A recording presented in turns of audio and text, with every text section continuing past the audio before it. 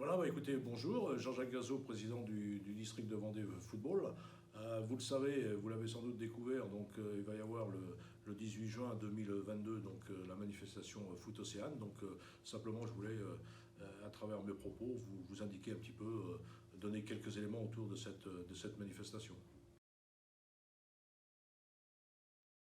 Alors, Foot Océane, ben, c'est une longue histoire. Alors, je dirais que c'est un événement d'abord, unique, exceptionnel, unique dans le nombre, puisque rassembler 6000 personnes, 6000 gamins, j'ai pas souvenir que ça puisse exister sur le territoire national. Exceptionnel de par le cadre aussi avec le fait que ça se déroule sur la plage de Saint-Germont. Et puis surtout pour le district, ce qui est important, c'est que c'est un événement fédérateur. Fédérateur dans le sens où il va rassembler donc, à la fois les participants, donc garçons et jeunes filles, mais les éducateurs de tout le département aussi, les clubs, puisque tous les clubs vendéens sont présents, les dirigeants et puis ben, aussi les bénévoles. Donc ça veut dire que sur cet événement-là, toutes les familles qui gravitent autour du football bon, sont rassemblées. Donc c'est vrai que c'est un événement très très fédérateur et dynamique.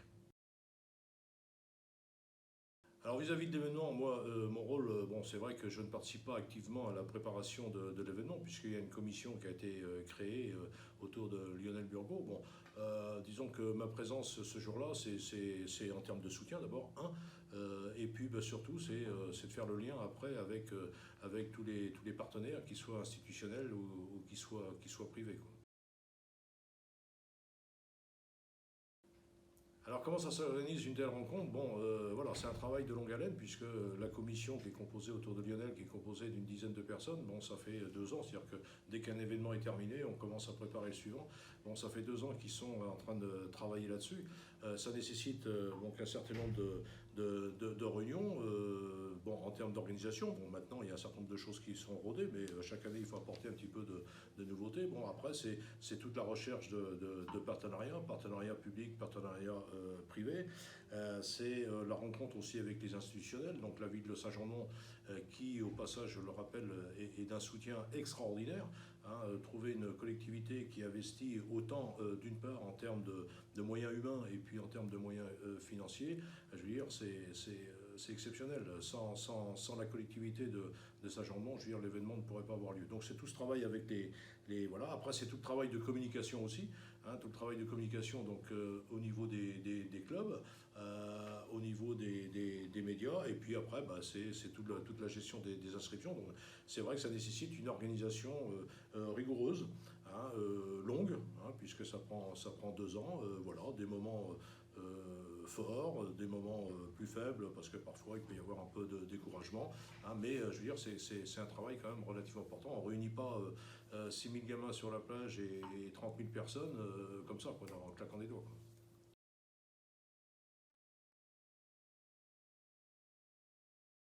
Je crois que les attentes par rapport à cet événement, bon, ça fait 3 ans, puisque l'année dernière on n'a pas pu le faire avec le Covid, bon, sont énormes. C'est la raison pour laquelle d'ailleurs la génération qui n'a pas pu faire l'événement l'année dernière, on va les inclure quand même dans un module découverte autour du beach.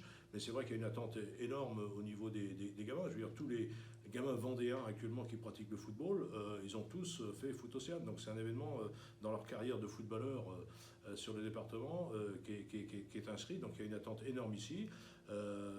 Bon, en plus, c'est vrai que la plupart du temps, les gamins, ils découvrent le football. Donc c'est vrai que c'est un événement dynamique, c'est un événement ludique. On ne parle pas de compétition, ça rassemble, ça fait découvrir le football et montrer aussi au public que le football, ça reste et ça doit être avant tout un jeu.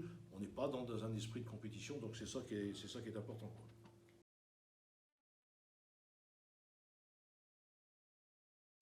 Ah ben là après, j'ai dit tout à l'heure, compte tenu de l'énergie que ça demande pour organiser un tel événement, bon, sans compter l'aspect financier, parce que organiser un événement comme celui-ci, c'est quand même un budget de 160 000 euros.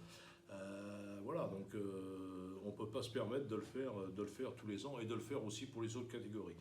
Je disais tout à l'heure, c'est vrai que dans ces catégories-là, on est encore dans la découverte du football, donc c'est ça qui est intéressant.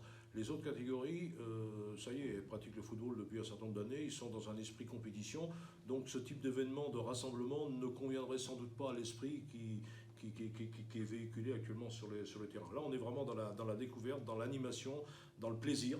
Hein. Et puis encore une fois, bon, l'investissement est tel que faire ça tous les ans ou l'étendre aux autres catégories, non, ça deviendrait... il ne faut pas que ce type d'événement non plus vienne perturber le fonctionnement normal du district, quoi. Et j'aurais peur que si on faisait ça sur les autres catégories, bon, l'énergie soit telle qu'à un moment donné, on risquerait d'essouffler les bonnes volontés, quoi.